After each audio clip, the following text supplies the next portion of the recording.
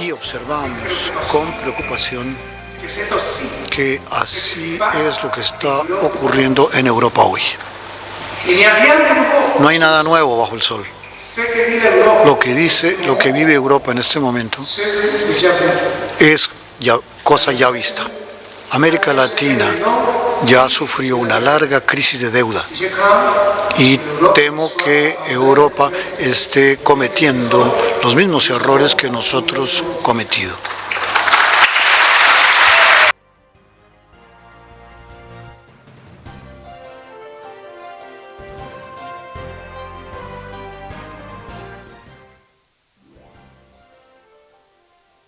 En los años 70 y en particular a partir de 1976, los países latinoamericanos entraron a una situación de endeudamiento externo intenso.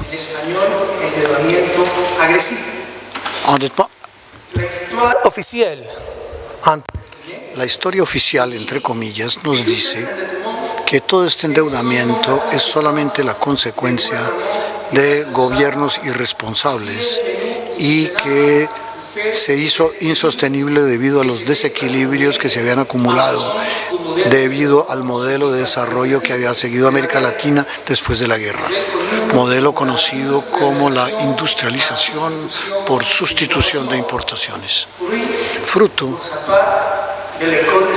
de la escuela estructuralista latinoamericana. Este endeudamiento intensivo fue sacralizado, promovido y también impuesto por los organismos financieros internacionales de siempre, con el pretexto de que los medios de financiar los proyectos de alta rentabilidad que abundaban en los países desarrollados de América en esa época nos llevarían al desarrollo, mientras que el rendimiento de estas inversiones permitiría pagar fácilmente las deudas contraídas. Este endeudamiento intensivo duró hasta el viernes 3 de agosto de 1982, cuando México se declaró en incapacidad de seguir pagando el servicio de su deuda externa. Como consecuencia de la insolvencia mexicana, toda América Latina sufrió la suspensión de los préstamos internacionales. Al mismo tiempo, sufrió el aumento brusco de los tipos de interés de la deuda,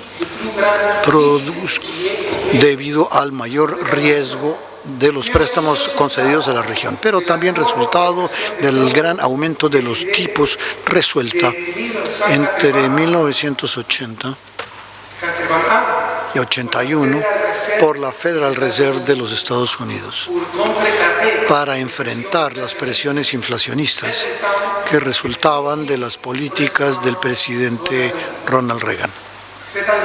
Así fue como los empréstitos que se habían contraído a 4 o 6%, pero con tasas flotantes, llegaron a tipos de intereses que llegaron hasta 20%.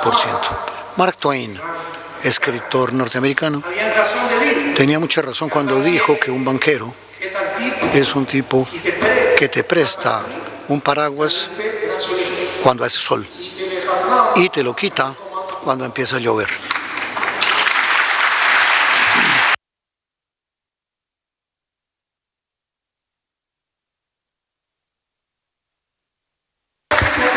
Así fue como comenzó esta famosa crisis de la deuda. Durante las décadas de los años de la década de los 80, América Latina operó una transferencia neta de recursos de 195 mil millones de dólares a sus acreedores, casi 504 mil millones de dólares en valor actual. Sin embargo, la deuda externa de la región pasó de 223 mil millones de dólares en 1980 a 443 mil millones de dólares en 1991. No debido a nuevos créditos, sino solamente debido a la refinanciación y a la capitalización de los intereses atrasados. América Latina vio cómo se terminaba la década de los años 80 con el mismo nivel de ingreso per cápita que en la mitad de la década de los 70. Por esta razón es que se llama la década perdida para el desarrollo. Aunque en realidad, debido al alcance de la crisis, fue una generación entera la que se perdió. A pesar de las responsabilidades compartidas, los países, entre ellos las burocracias internacionales como el Fondo Monetario Internacional, el Banco Mundial, el Banco Interamericano de Desarrollo y desde luego los bancos internacionales privados redujeron todo a un problema de sobrepréstamo, de overborrowing, dijo en inglés, es decir, a un sobreendeudamiento de los gobiernos sin querer asumir nunca sus propias responsabilidades como contrapartida. El overlending, el exceso de crédito concedido en forma irresponsable. La severa crisis fiscal y de deuda externa generada por las transferencias netas de recursos al exterior son el origen de toda una serie de cartas de intención que se impusieron por parte del FMI. Esos acuerdos obligatorios permitían conseguir préstamos de parte del organismo, pero igualmente su aprobación para poder renegociar las deudas bilaterales con los países acreedores que están reunidos en el Club de París. Los diversos paquetes de ajuste estructural y de programas de estabilización imponían las recetas de siempre: austeridad fiscal, aumento de los precios de los servicios públicos, privatización, etc. Otras tantas medidas por medio de las cuales no se estaba buscando salir más rápido de la crisis ni recuperar el crecimiento y el empleo, sino garantizar el pago de la deuda a los bancos privados. Los así llamados programas de salvamento del FMI licuaban la deuda comercial, es decir, que por una parte el FMI inyectaba miles de millones de dólares y por otra parte imponía tales programas de ajuste estructural que no dejaba ninguno de estos miles de millones en el país. De hecho, no se trataba sino de liberar recursos para el servicio de la deuda contratada ante la banca privada. Al final de las cuentas, el país seguía endeudado. Los países seguían endeudados, no ya ante los bancos privados, sino ante organismos financieros internacionales, protegiendo en esta forma los capitales financieros privados. Al comienzo de los años 80, un nuevo paradigma de desarrollo empezó a imponerse en América Latina y en el mundo: el neoliberalismo. Este nuevo consenso, entre comillas, con la estrategia bajo la estrategia de desarrollo se llamó Consenso de Washington. Sus principales ideólogos y promotores fueron los organismos financieros multilaterales, cuya sede estaba en Washington, como el Departamento del Tesoro de los Estados Unidos de América. De acuerdo con la lógica de este nuevo paradigma, las causas de la crisis de América Latina eran la excesiva intervención del Estado en la economía, la ausencia de un sistema adecuado de precios libres y efectivamente el alejamiento de los mercados internacionales, porque entendiéndose que este era el fruto de las exigencias impuestas por el modelo latinoamericano de industrialización por sustitución de importaciones. Consecuencia de la campaña multimillonaria de marketing ideológico que se había lanzado, disfrazada como investigación científica, así como de presiones directas que se ejercieron por el FMI y la Banca Mundial, América Latina pasó de un extremo al otro, de la desconfianza hacia el mercado y la confianza excesiva en el Estado, al libre cambio, a la desreglamentación de los mercados y a la minimización del papel del Estado en la economía. América Latina fue la región donde las reformas estructurales del Consenso de Washington, al cual, para vergüenza nuestra, latinoamericanos, efectivamente no participamos, se ejecutaron lo más rápidamente y lo más profundamente. La crisis no fue solamente económica, también fue una crisis de liderazgo y de ideas. Y llegamos incluso a tener miedo de pensar, a temer el pensamiento y a aceptar de formas pasivas y absurdas las imposiciones extranjeras. El fundamentalismo neoliberal produjo nuevas y severas crisis. Como ya lo decía, somos expertos en crisis, porque las hemos sufrido todas. Una de las principales reformas estructurales adoptadas fue la liberalización financiera, que llevó a reducir notablemente el control en el sector bancario, con el pretexto de que el mercado financiero se autorregularía por medio de la competencia. Esta liberalización se produjo en Ecuador en 1994 y tuvo como resultado una muy mala cartera bancaria de préstamos relacionados con los banqueros, caídas de las reservas y numerosas otras irregularidades. Todo esto, conjugado con los choques externos, como la reducción de las exportaciones de langostinos debido a las epidemias, produjo en 1999 el hundimiento del sistema financiero y la quiebra de 16 bancos.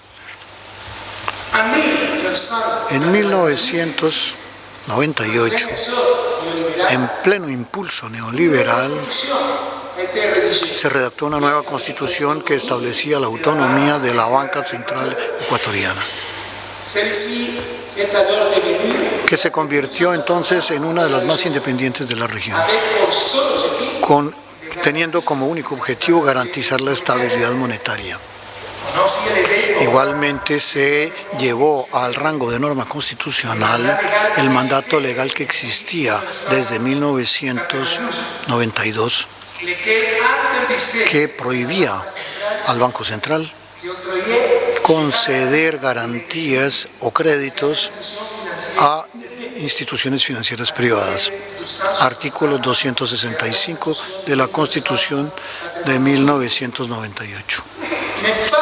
Pero frente a la inminencia de la crisis y gracias a la complicidad entre el poder financiero y el poder político, se introdujo una disposición transitoria de acuerdo con la cual, y cito, hasta que el Estado disponga de los instrumentos legales adecuados para enfrentar las crisis financieras y durante un periodo de 2 años o más, a partir de la puesta en vigencia de esta Constitución, el Banco Central del Ecuador podrá conceder préstamos de estabilidad y de solvencia a las instituciones financieras.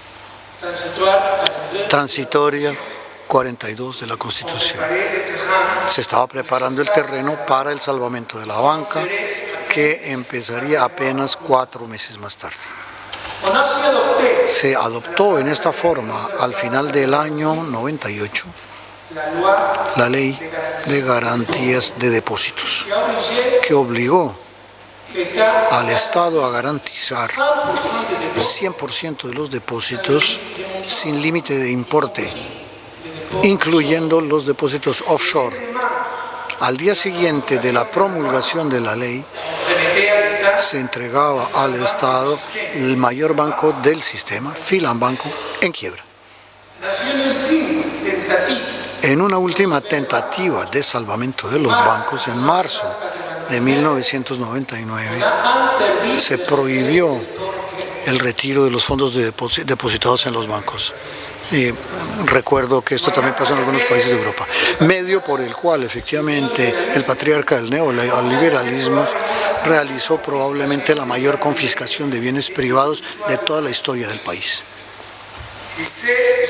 Y esta congelación se produjo en que el tipo de cambio de la moneda nacional, que era el sucre en la época, era de 10.000 sucres por dólar. Se podían finalmente retirar los depósitos un año más tarde en dólares, pero con un tipo de cambio de 25.000 sucres por dólar. Esto significa que los depositantes se vieron obligados a trasladar a los bancos 60% de sus ahorros, lo que significaba alrededor de 2.500 millones de dólares. No necesito insistir en el costo social de esta congelación bancaria. Basta decir que provocó el suicidio de numerosas personas que se quedaron sin nada, ni siquiera con qué pagar las medicinas o los médicos. La moneda nacional se depreció gravemente, porque paradójicamente la banca central nueva y autónoma, llamada constitucionalmente a estabilizar la moneda, pero que no era nada más que una sucursal de los banqueros, triplicó la masa monetaria para estos salvamentos bancarios. Esto destruyó la moneda nacional. Y frente a la aceleración de la inflación al comienzo de los del año 2000, el dólar norteamericano se adoptó como moneda única. Observen ustedes el problema de Europa hoy, sin monedas nacionales, pero con por lo menos una moneda común. Imaginen la vulnerabilidad del Ecuador, que tiene una moneda extranjera. Debido a la crisis, casi 2 millones de ecuatorianos abandonaron el país en pocos años, por todos los medios. Tuvimos terribles tragedias, naufragios similares a los que desafortunadamente se producen hoy con los emigrados del norte de África. En ciertas zonas de gran emigración, hasta 60% de los niños fueron educados sin sus padres, y hemos incluso conocido suicidio de niños, fenómeno inédito en nuestro país. La emigración realmente fue una de las peores tragedias de nuestra historia nacional.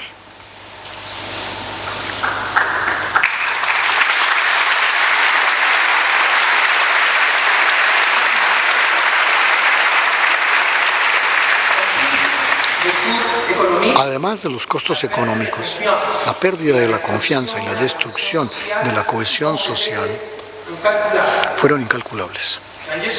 Cuando llegué al gobierno en enero de 2007, encontré un país totalmente desmoralizado. Estos últimos años, más allá de los éxitos políticos, sociales y económicos, lo más importante es que hayamos llegado a vencer la desesperación. Estimados amigos, estimados estudiantes, muchas cosas que he relatado aquí brevemente las deben ustedes conocer probablemente. La Unión Europea sufre hoy una crisis de deuda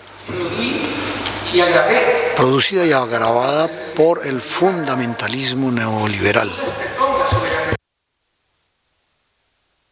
Respetamos la libertad y la independencia de cada región del mundo, pero nos sorprende ver que Europa, tan iluminada por otras partes, por otros lados, está repitiendo exactamente los mismos errores que en su tiempo cometió América Latina.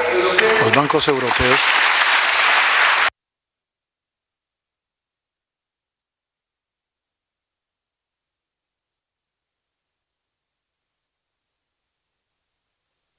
Los bancos europeos prestaron a Grecia sin darse cuenta que el déficit presupuestario griego era casi 3 veces superior al que se había declarado.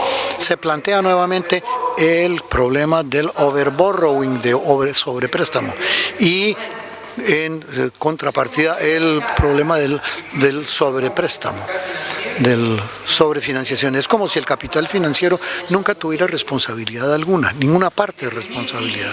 De 2010 a 2012, la zona euro y los 27 en ese momento países de la Unión Europea vieron que su economía se reducía durante este periodo.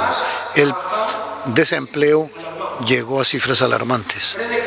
Casi 4 millones de personas perdieron su empleo y más de 6 millones de personas no encuentran trabajo en sus propios países. Entre 2009 y 2012, Portugal, Italia, Grecia, Irlanda y España redujeron sus gastos presupuestarios en 6,4% en promedio.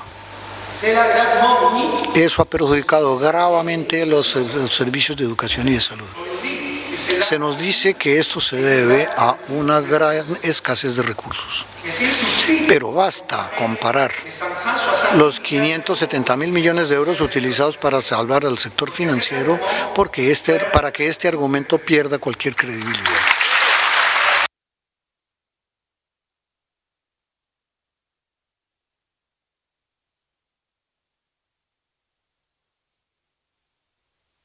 En Portugal, en Grecia y en Irlanda, los importes de estos salvamentos bancarios son superiores al total de los salarios anuales percibidos por los trabajadores. Mientras la crisis golpea duramente millones de ciudadanos, se sigue imponiendo los métodos ortodoxos que han fracasado en todas partes del mundo y que son exactamente lo inverso de lo que es deseable socialmente. Tomemos el ejemplo de Chipre. Como siempre, el problema empieza con un sector financiero desreglamentado, desregulado. En 2012, la mala gestión financiera se hace insostenible. Los bancos chipriotas, particularmente el Banco de Chipre y el Banco Laiki, habían concedido préstamos a Grecia, préstamos privados, por un importe superior a todo el Producto Interno Bruto chipriota. En abril de 2013, la Troika, trío compuesto por el FMI, el Banco Central Europeo y la Comisión Europea, propuso un salvamento de 10.000 millones de euros, condicionado a un programa de ajuste que incluya la reducción del sector público, la supresión del sistema de pensión por repartición para los nuevos funcionarios, la privatización de las empresas públicas estratégicas, medidas de ajuste presupuestario hasta 2018, limitación de los gastos sociales, creación de un fondo de salvamento financiero cuyo objetivo era sostener a los bancos y resolver sus problemas, además de congelación de los depósitos superiores a 100.000 euros.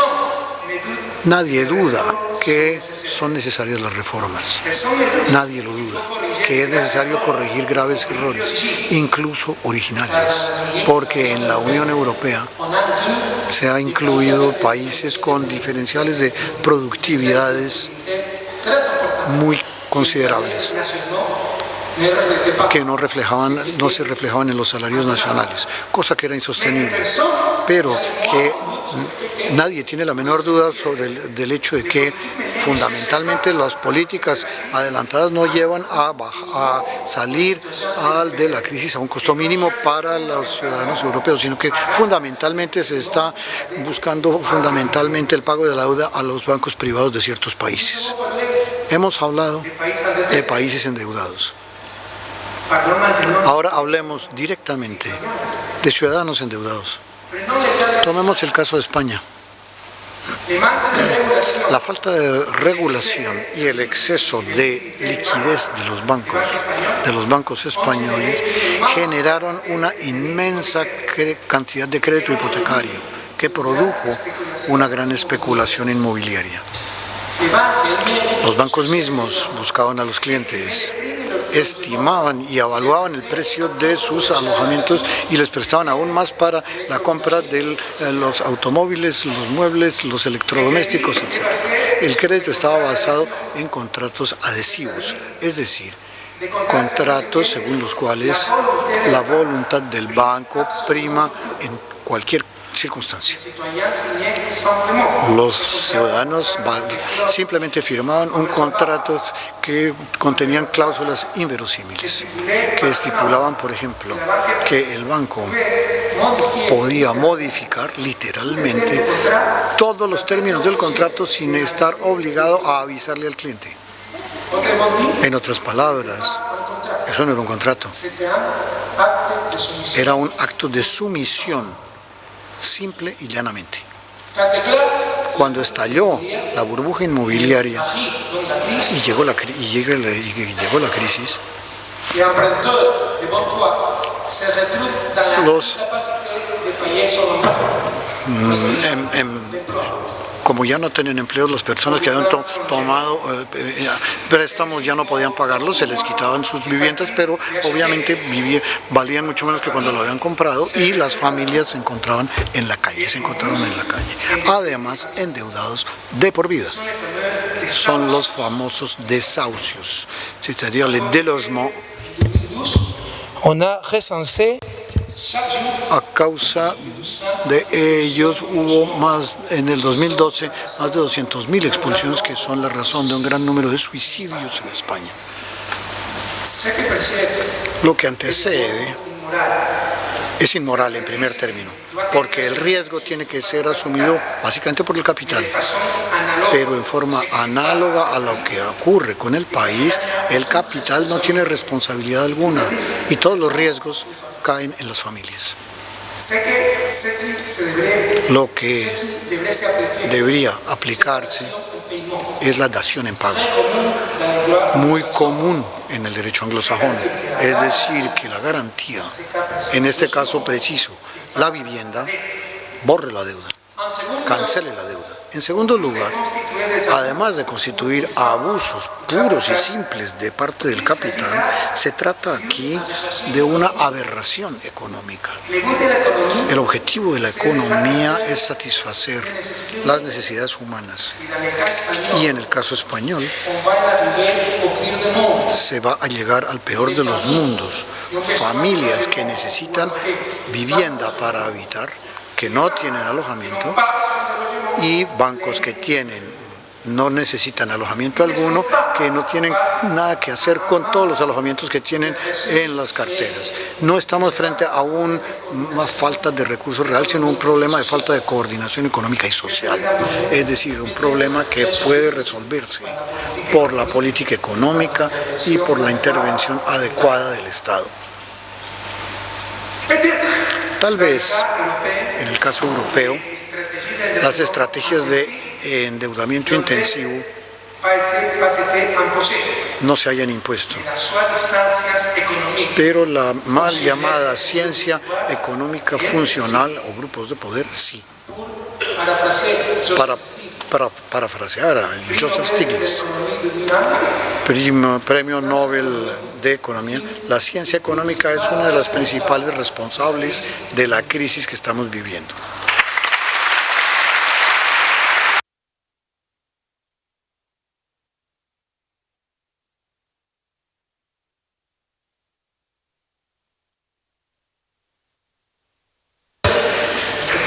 Estimados amigos, estimados estudiantes, ¿por qué piensan ustedes que no se aplica lo que es obvio, lo que es evidente?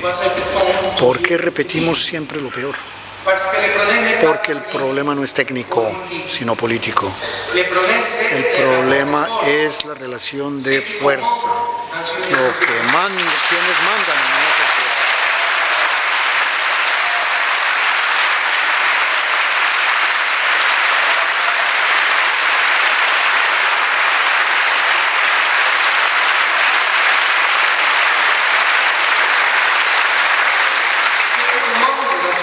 Los que mandan en una sociedad, los seres humanos o el capital. El problema es que nosotros no tenemos sociedades con mercados, sino sociedades de mercado, en las cuales las vidas, las personas y la sociedad misma se convierten en simples mercaderías. El peor daño que le hemos hecho a la economía es haberla sustraído a su naturaleza original de economía política. Se nos hizo creer que todo era técnico. Se disfrazó la ideología con el ropaje de la ciencia y haciéndonos hacer abstracción de las relaciones de fuerza que hay dentro de una sociedad, a todos nos pusieron al servicio. Se puso todo al servicio de los poderes dominantes, básicamente de lo que yo llamo el imperio del capital. Para entender aún mejor el porqué de la crisis y de esta terrible gestión, hay que pasar de los insoportables tecnicismos y el simplismo del análisis económico moderno a una lectura desde el punto de vista de la economía política, analizar las relaciones de fuerza y de enfrentamiento en las sociedades y a su expresión en las relaciones de producción, para utilizar un término propio de los economistas clásicos. Observemos ahora qué ocurrió partiendo de un enfoque de economía política. Por ejemplo, la estrategia del endeudamiento intensivo que produjo la crisis de la deuda latinoamericana. No busquemos a ayudar a los países, no buscaba a desarrollar los países, sino simplemente la urgencia de colocar los excesos de liquidez que existía en el mercado financiero del primer mundo, generados por lo que se llamó los petrodólares, es decir, las enormes cantidades de dinero que los países árabes, productores de petróleo, tenían en los bancos de los países desarrollados. Esos petrodólares provenían, por su parte, de los elevados precios del petróleo que se habían hecho muy altos a partir de 1974 como consecuencia del embargo impuesto por los países árabes a los países que sostenían a Israel en el momento de la guerra de Yom Kippur, octubre de 1973. Estos elevados precios se mantuvieron debido a la consolidación de la Organización de Países Exportadores de Petróleo, la OPEP. Esta fue la principal razón por la cual los depósitos en la banca internacional aumentaron de 82.000 millones de dólares al comienzo del 75 a 445.000 millones en 1980. Esto equivaldría a 1,3 trillones de dólares actuales. Frente a la necesidad de colocar estas enormes cantidades de dinero, el llamado tercer mundo se consideró por vez primera como sujeto de crédito. Esta es la razón por la cual en la segunda mitad de los años 70 se empezó a observar en América Latina largas filas de banqueros internacionales que trataban de colocar todo tipo de créditos, incluyendo para financiar los gastos corrientes y la adquisición de armas para las dictaduras militares que en esa época gobernaban numerosos países de la región. Esos banqueros que nunca venían a la región, ni siquiera como turistas, empezaron a traer justamente con mucha frecuencia grandes valijas de comisiones, además, para comprar con funcionarios corrompidos y hacerles aceptar préstamos por cualquier tipo de inepcia. Mientras los organismos financieros internacionales y las agencias de desarrollo seguían vendiendo la idea nefasta de que lo que convenía hacer era endeudarse. La economía política que subtiende la independencia de los bancos centrales sirve para garantizar la continuidad del sistema independientemente de quién haya ganado las elecciones. Es indiscutible esta verdad indiscutible relativamente nueva en la ciencia económica, llegó al comenzar los años 90, justificada por los así llamados estudios empíricos que demostraban que la independencia del Banco Central generaba un mejor rendimiento macroeconómico. Como diría Ronald Coase, primer premio Nobel de Economía de la Escuela Institucionalista, premio que recibió en 1991,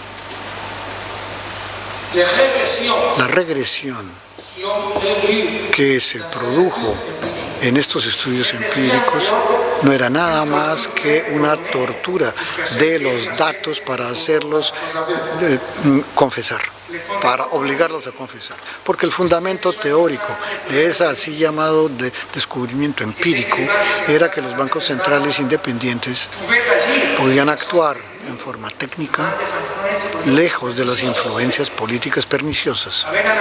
Con un argumento tan absurdo, también habría que darle autonomía entonces al Ministerio de Finanzas, habida cuenta que la política fiscal tiene que ser puramente técnica.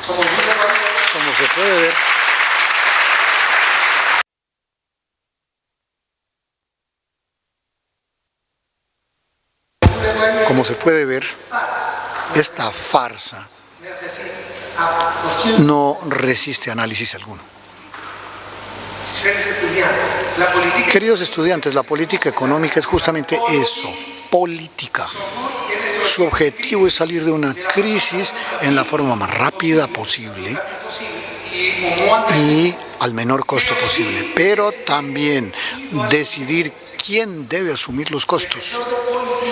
Quienes hacen las políticas económicas deciden quién gana y quién pierde, en función de las relaciones de las fuerzas enfrentadas que representan en forma consciente o inconsciente.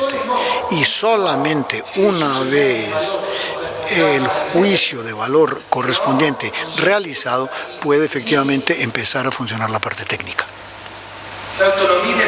La autonomía de la banca central es una simple convención que ha llegado a tales extremos que con mucha frecuencia ocurre que el problema del endeudamiento de un país sea el hecho de las deudas contables contratadas ante los mismos bancos centrales. Bastaría de un golpe de borrador para que haya un nuevo contrato social y salir de la crisis. Esos mitos son parecidos a los del patrón oro. Recuerden ustedes, cuando el presidente norteamericano Richard Nixon lo llevó a su final el 15 de junio de 1971 con el régimen de libre convertibilidad del dólar en oro, mucha gente predijo el final de la civilización occidental. Y sin embargo no ocurrió nada de eso, salvo que la política monetaria y financiera se hicieron más eficaces. No son simples ideas, ya se han adoptado en Ecuador. La banca central ha salido más próspera que nunca de la crisis de 1999, aunque haya sido una de las principales responsables del desastre. Gracias al poder monopolístico de imprimir moneda que la sociedad le había concedido, esta compraba bonos que había tenido que emitir el gobierno para sostener la garantía de los depósitos y lo que constituyó una deuda multimillonaria ilegítima que se eliminó con una simple transacción contable cuando llegamos al gobierno.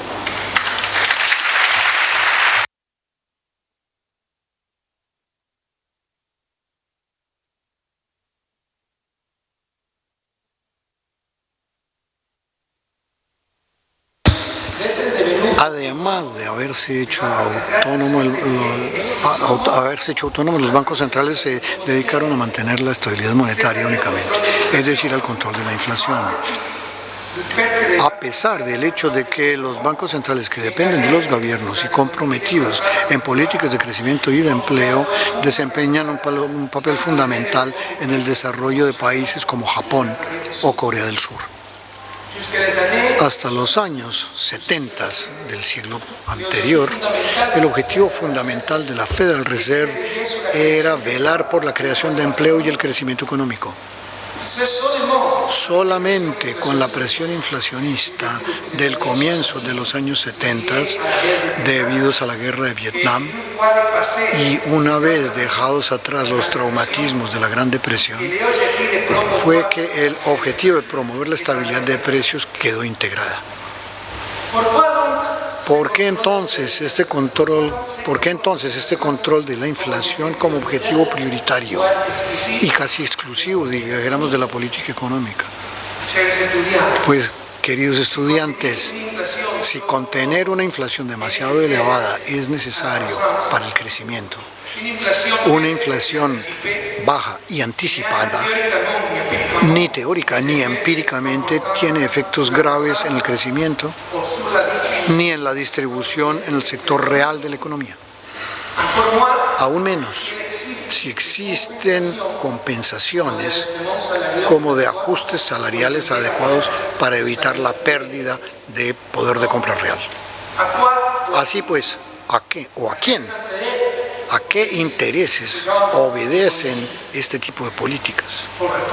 Para contestar a esta pregunta, hay que empezar por indicar que existe un solo impacto resultante de la inflación, que es prácticamente imposible de evitar, que es la pérdida del valor de los activos líquidos.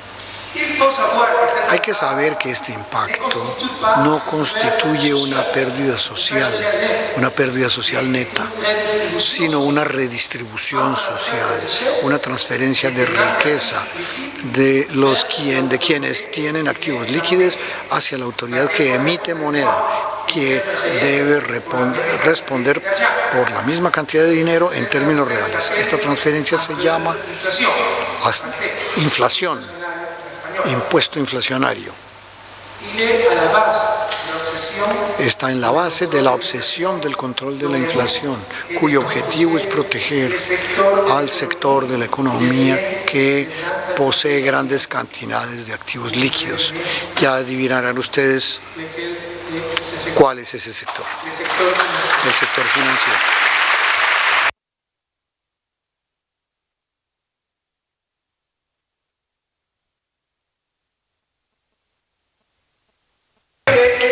La prioridad exclusiva dada por la política económica a la estabilización de los precios también implica en la práctica el abandono de las políticas presupuestarias destinadas a mantener el pleno empleo de los recursos en la economía. De este modo, la política presupuestaria es procíclica. Ello significa que en lugar de atenuarlos, agrava los episodios de recesión y de desempleo. Por justamente perseguir los superávits presupuestarios independientemente de la situación de la economía real. Se intenta así controlar la demanda acumulada para reducir la inflación y también, probablemente, sobre todo, por el hecho de liberar recursos para el servicio de la deuda pública.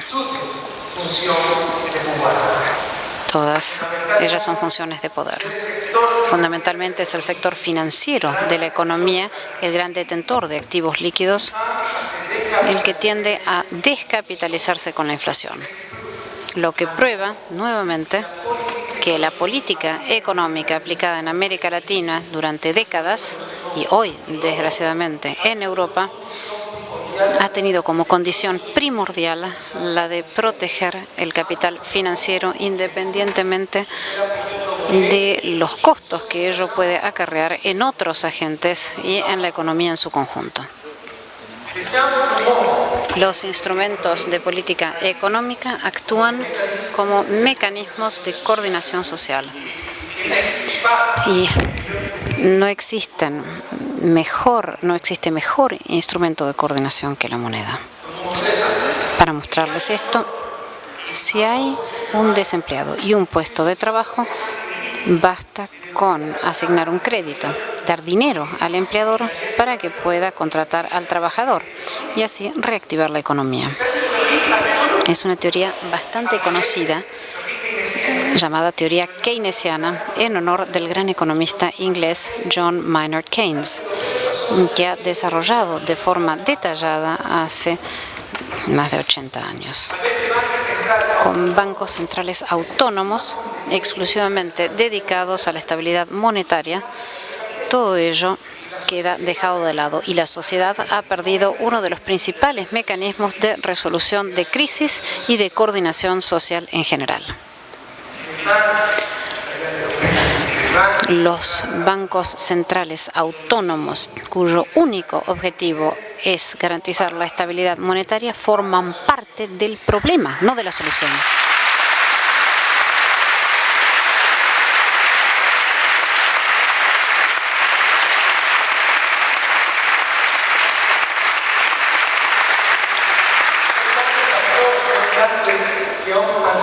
Es uno de los factores que ha evitado que Europa salga más rápidamente de la crisis.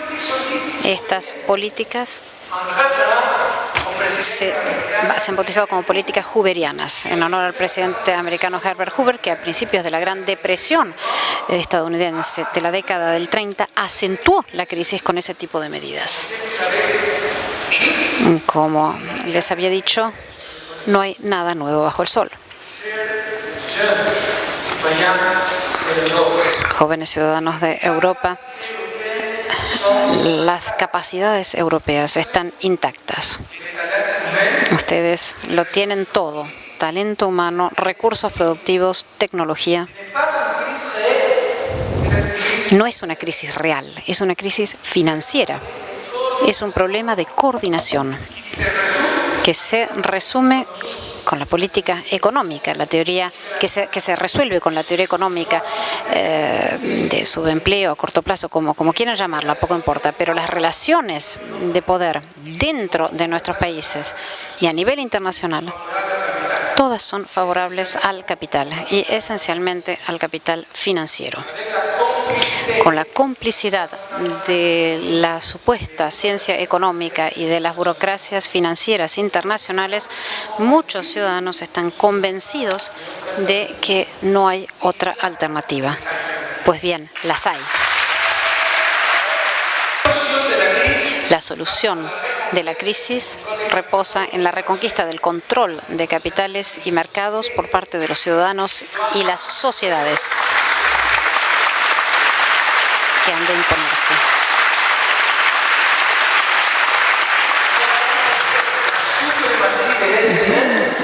Se ha de imponer la supremacía del ser humano por sobre el capital, de la sociedad por sobre el mercado. Queridos estudiantes, amigos, ciudadanos de Europa, los desafíos o el desafío consiste en librarse del imperio del capital y de su principal prolongación, la inteligencia del mercado.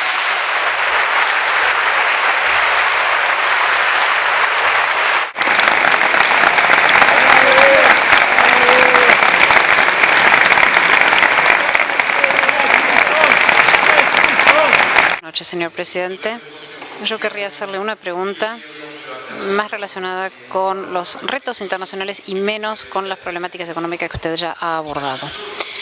En Quito se halla la Secretaría General del UNASUR, uno de los proyectos de integración regional más ambiciosos de la última década en América Latina. Ha sido usted uno de los más vigorosos defensores de este proyecto de integración. No obstante lo cual, la falta de un liderazgo interno fuerte y de un compromiso más marcado de los dirigentes latinoamericanos ha favorecido el surgimiento de otros proyectos de integración más dinámicos como la Alianza del Pacífico. ¿Qué camino preconiza usted por recorrer y cuál es el lugar de Ecuador como protagonista en la integración de la nueva América Latina? Gracias.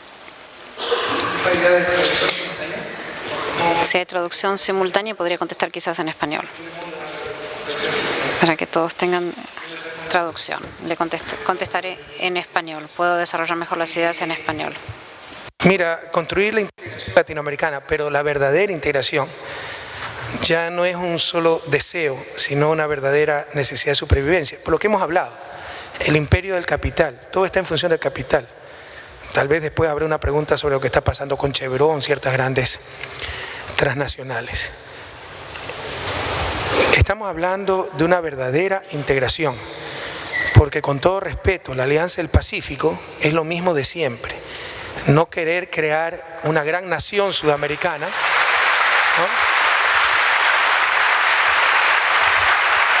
sino tan solo un gran mercado. No querer crear ciudadanos latinoamericanos, sino tan solo consumidores. UNASUR es lo que llamamos una integración integral. La parte comercial es importante, pero hay muchas otras cosas importantes. Tenemos una política común de defensa que se está construyendo. Hay mucha expectativa, por ejemplo, políticas comunes, para no caer en el error de competir para atraer inversiones, perjudicando a nuestra fuerza laboral, disminuyendo salarios básicos. ¿Por qué no a nivel de UNASUR tener un salario mínimo igual para todos? Entonces hay mucha esperanza en integración. Lo que es cierto es que ha recibido duros golpes la integración. Se nos fue Néstor Kirchner cuando era secretario de UNASUR.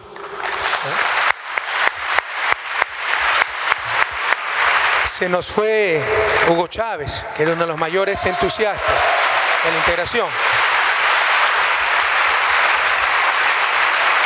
Lula da Silva, que era otro de los más entusiastas de la integración, dejó la presidencia, y Dilma Rousseff, querida amiga, está desbordada con los problemas internos. El actual, tal vez no debo contar esto, pero el actual secretario de UNASUR, nuestro querido amigo Ali Rodríguez, está terriblemente mal de salud y ni siquiera puede ir a Quito, donde está la sede de la Secretaría. Entonces ha habido graves problemas. Además de que claramente hay lo que nosotros llamamos una restauración conservadora. O sea, hay potencias que no quieren UNASUR, hay potencias que no quieren a Mercosur, quieren negocios, quieren comercio, quieren mercados. Entonces hay toda una restauración conservadora en la región para contrarrestar proyectos alternativos a lo que siempre fue, como es UNASUR.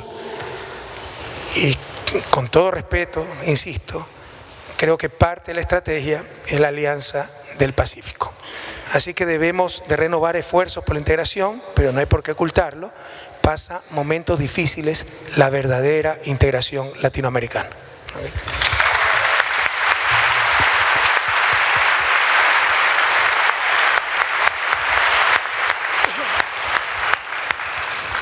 Señor presidente, buenas tardes. Bonsoir a tous. Excusez-moi, yo voy a continuar en español. Hay una cosa que me tiene un poco loco, y es que si me pongo a mirar Europa, mi país, España, tiene un 26, casi un 27% de paro. Francia está en torno al 11%, Alemania está, si no me equivoco, cerca del 5-6%, Reino Unido 7%, Ecuador 4,6%, corríjame si me equivoco, 4,1% de paro.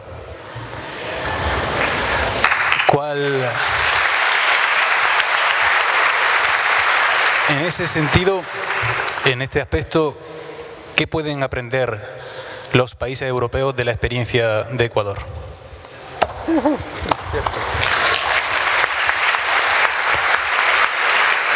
Primera regla, no hacerle el más mínimo caso al Fondo Monetario Internacional, que todos sabemos lo que busca.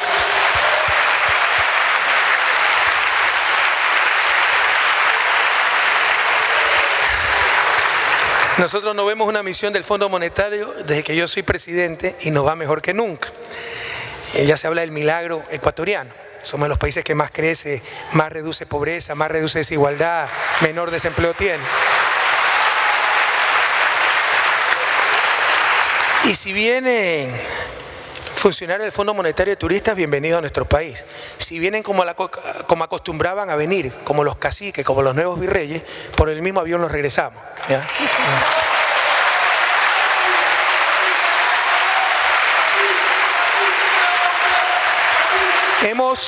Hemos hecho exactamente lo contrario de lo que decía la economía ortodoxa, de lo que decía el Fondo Monetario y de lo que lamentablemente está haciendo España y Europa para enfrentar la crisis, con lo cual creo que la va a ahondar.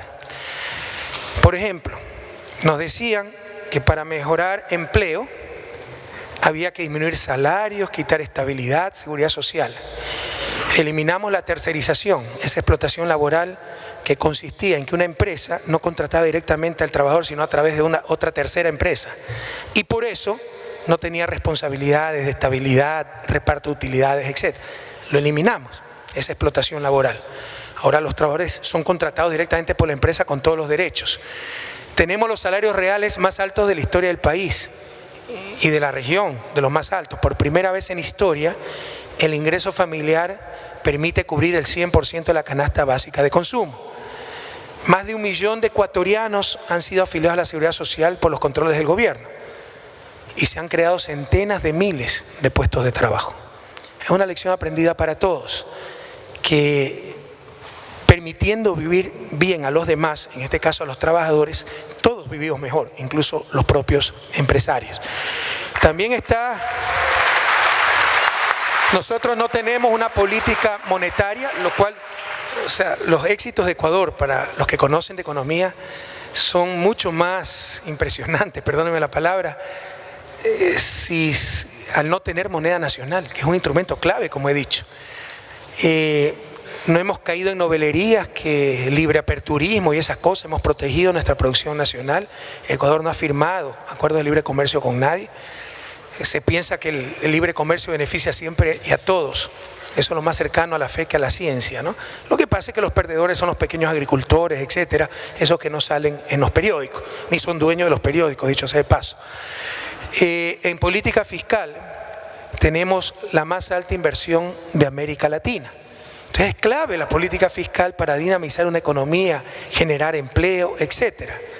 Y dirán, uy, entonces la deuda exterior y pública ecuatoriana se disparó. Tenemos un coeficiente de 23% de deuda. Ni te pregunto el de España para que no te deprimas, ¿no? Pero de los más bajos de la región y de la historia. Eso ha permitido tener el más alto coeficiente de inversión pública de toda América Latina. Eso se transforma, además de eso per se, ya reactivar la economía, generar empleo, crear negocios privados, eso se transforma en carreteras, en mejor energía con hidroeléctricas, en puertos, aeropuertos, lo cual mejora la competitividad sistémica y refuerza aún más la recuperación del sector privado.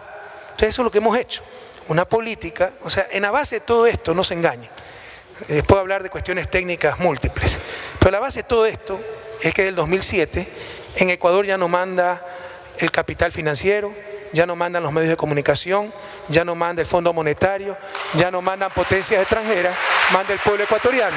Y la política económica es para beneficiar a la gente.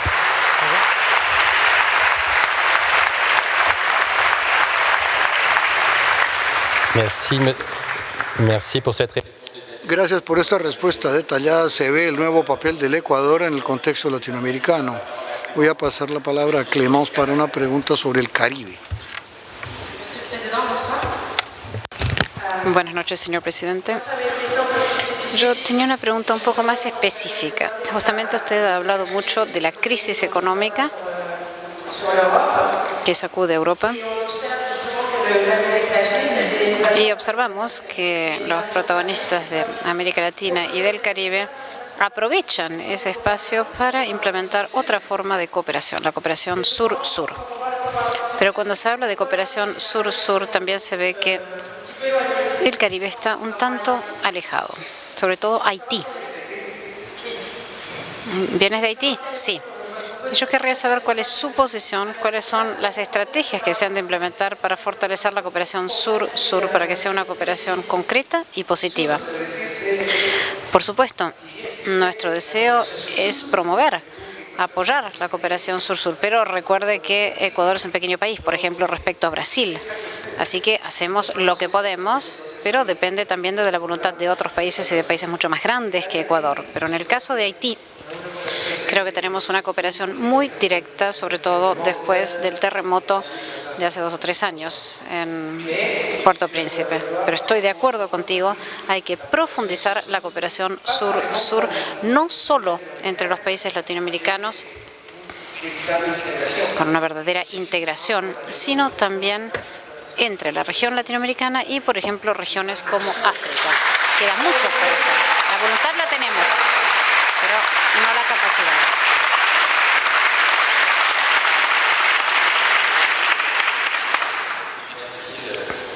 Gracias por esta respuesta. Entre nosotros tenemos una estudiante ecuatoriana Catalina Lara. Le vamos a ceder la palabra porque ha hablado con otros estudiantes latinoamericanos para recoger algunas preguntas específicas para su presidente.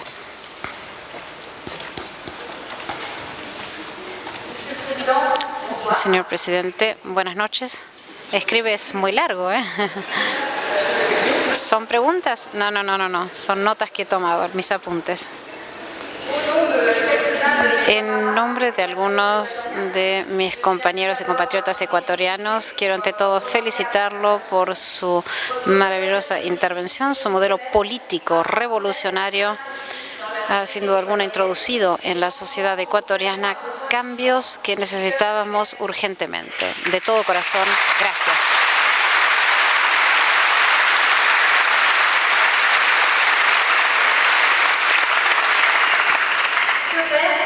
Para ello, ha tenido usted el coraje de oponerse a verdaderos flagelos que dominan la historia ecuatoriana desde hace siglos.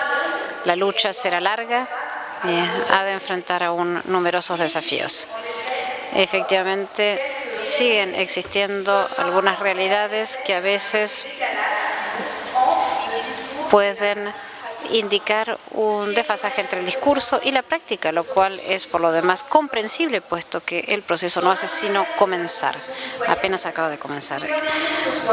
Por interés de la Revolución Ciudadana, nos permitimos esta noche señalar 4 de estos retos para ver cómo piensa usted asociarlos al principio democrático del buen vivir.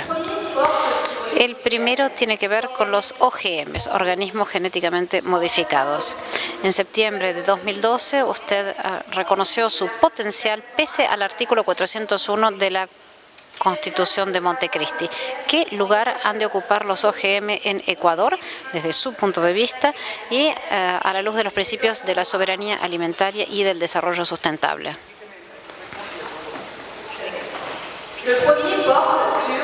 Entonces, en primer lugar, los OGMs, organismos genéticamente modificados. En septiembre de 2012 ha reconocido usted su potencial pese al artículo 401 de la Constitución de Montecristi. ¿Qué lugar han de tener los OGMs en Ecuador, según usted, a la luz de los principios de seguridad alimentaria y del desarrollo sostenible promovidos por el buen vivir? Por otro lado, los documentos de promoción del proyecto Yasuni-ITT destacan la presencia en el parque de poblaciones indígenas ancestrales.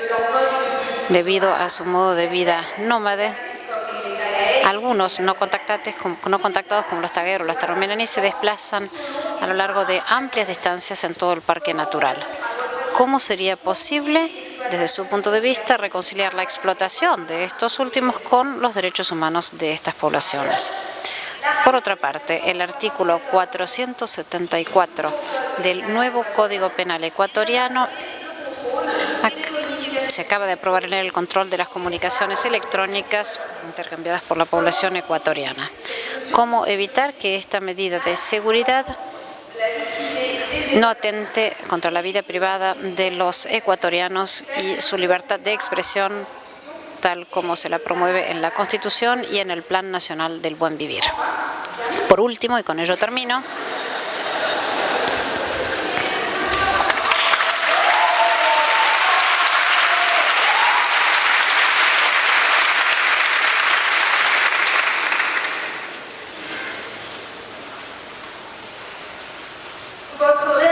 su reacción ante 2 colegas de su partido tras el debate sobre el aborto en la Asamblea Nacional.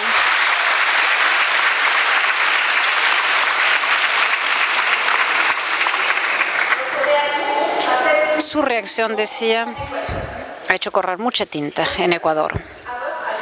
Desde su punto de vista, el grado radical de algunos cambios que el país necesita justificaría una cierta flexibilidad frente al principio de separación de los 3 poderes, ejecutivo, legislativo y judicial, omnipresente en las actuales democracias.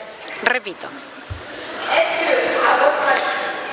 desde su punto de vista, el grado o la radicalidad de algunos cambios que el país necesita justificaría acaso una cierta flexibilidad frente al principio de separación de los tres poderes, ejecutivo, legislativo y judicial, principio omnipresente en las actuales democracias.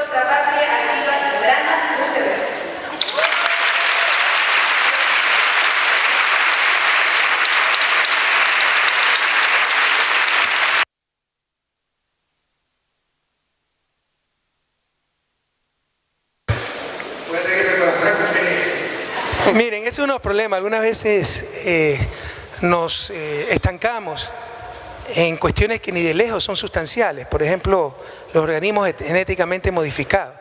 Yo soy de los que puso en la Constitución de Montecristi la prohibición de tener esta clase de cultivos, excepto con el permiso de la Asamblea Nacional en caso necesario. Pero hay grandes contradicciones. Mientras que prohibimos semilla y cultivo de organismos genéticamente modificados, los importamos y eso no está prohibido.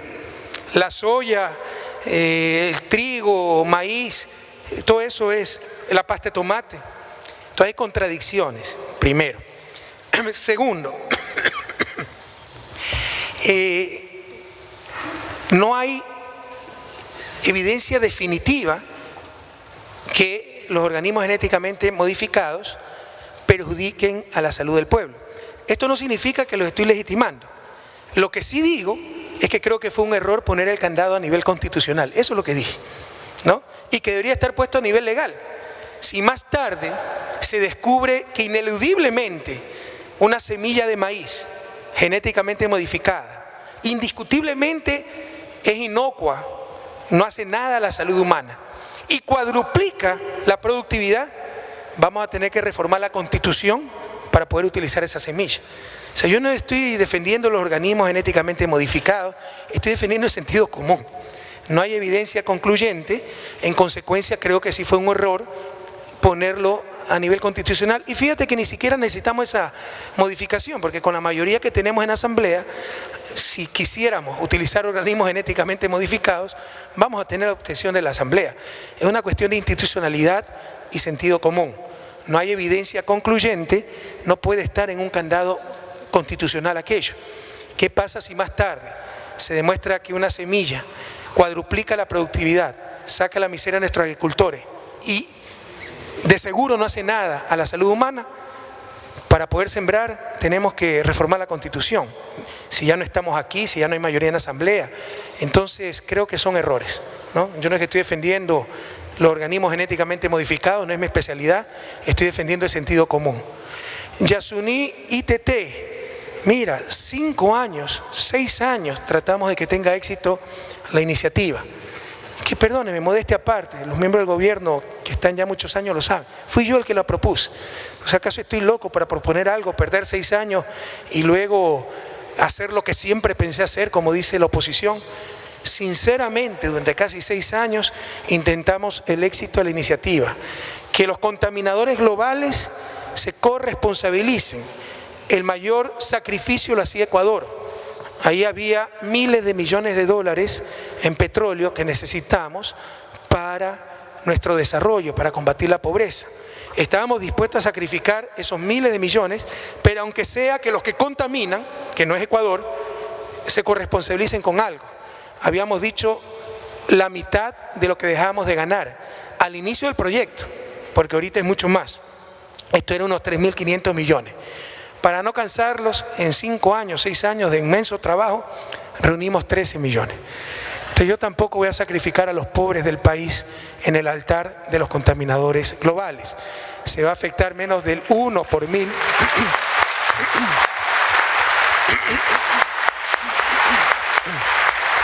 Se va a afectar menos del 1 por 1000 del parque Yasuní, y eso tendrá un importante impacto, sobre todo en Amazonía, que es la región con mayor incidencia de pobreza. Y por supuesto que se va a tener todos los cuidados. En la zona donde se va a explotar el ITT no hay avistamiento de grupos no contactados. Revisen, si quieren, todos los decretos. No hay gobierno que haya hecho más para proteger a los pueblos no contactados que el gobierno ecuatoriano. Y somos los primeros en que, si hay evidencia de pueblos no contactados, paramos la respectiva operación petrolera. Pero también tenemos los contactados que necesitan agua potable, necesitan escuelas, necesitan salud. Y necesitamos utilizar nuestros recursos naturales de forma responsable. El que les diga que no tenemos que utilizar, no debemos utilizar los recursos naturales, como lo dice cierta izquierda que llamamos infantil y hasta irresponsable, perdóneme, está condenando al fracaso cualquier proyecto político. Pensar que de un país pequeño vamos a cambiar la división internacional del trabajo, etcétera, es suicida. Pensar que podemos renunciar a nuestros recursos naturales sencillamente es un absurdo. Lo que hay que hacer es utilizarlo con la mayor responsabilidad y con toda la protección a los grupos no contactados. Pero con todo respeto, Ecuador es un país todavía con mucha pobreza, miseria, sobre todo en Amazonía. Francia no tiene esa miseria, esa pobreza. ¿Cuántos grupos no contactados tiene Francia? ¿Cuántos grupos no contactados tiene Europa? Entonces nosotros, que somos de los pocos países que mantenemos grupos no contactados, sí tenemos que dejar de morir de hambre a la gente contactada para supuestamente proteger esos grupos. Entonces un poquito también de sensatez y equilibrio en todo esto. Tenemos toda la voluntad de proteger a los grupos no contactados, pero necesitamos el aprovechamiento responsable de nuestros recursos naturales. En ce qui concerne l'article 414 du Code pénal, je pense que tu as une erreur. Tu dis qu'il est approuvé. Il est encore en discussion, le nouveau Code pénal. Et je ne connais même pas cet article. Conformément à ce que tu viens de dire, il s'agit de réglementer les moyens électroniques comme cela existe dans un bon nombre de pays, mais dans le plus grand respect de la liberté d'expression et des droits de l'homme. Mais quelle est la différence qu'il y a effectivement entre une injure, une calomnie sur un journal et une insulte, une calomnie par un moyen électronique? Je pense qu'il faut une réglementation, bien sûr, mais conformément aux droits de l'homme et à la liberté d'expression. Mais de toute façon, tout ceci est en discussion. Et je ne connais pas quelle sera la version définitive de cet article. Et en ce qui concerne ces deux amis et la division des pouvoirs, attention, attention, tu lis beaucoup trop la presse équatorienne qui fait de l'opposition de la manipulation et non pas de l'information.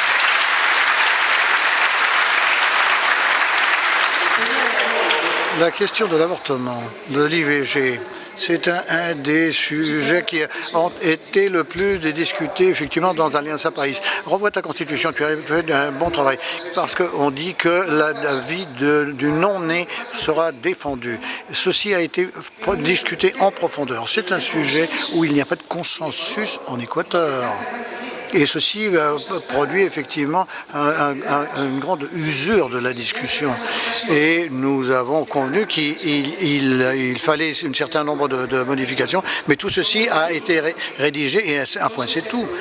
Je me suis réuni avec les membres de l'Assemblée, mais les accords politiques ont été rompus. Et ça fait 6 ou 7 ans à discuter tout ceci, et ça revient et revient et revient. C'est très grave. Un processus comme le nôtre, entouré d'un si grand nombre d'ennemis externes et internes, pour légitime que puissent être les agendas des individus ou des groupes, effectivement, c'est inadmissible. Il y a un problème qui est le non-respect d'un accord politique. Et effectivement, on a dit que là, effectivement, il y a un manquement à l'indépendance des pouvoirs. Alors, effectivement, si Angela Merkel avait été Rafael Correa, elle n'aurait pas gagné les élections et elle l'aurait perdu. Parce qu'effectivement, on a dit cela en Équateur, effectivement, parce qu'elle n'a pas eu la majorité. Et elle est dictatrice, naturellement, parce qu'elle veut se pérenniser dans sa charge. On a dit ça pour les Équatoriens. Et dans le plus grand respect, effectivement, elle serait corrompue. Parce que nécessairement, si on se lance à une recte élection, il faut que les ressources publiques soient utilisées d'une façon malhonnête.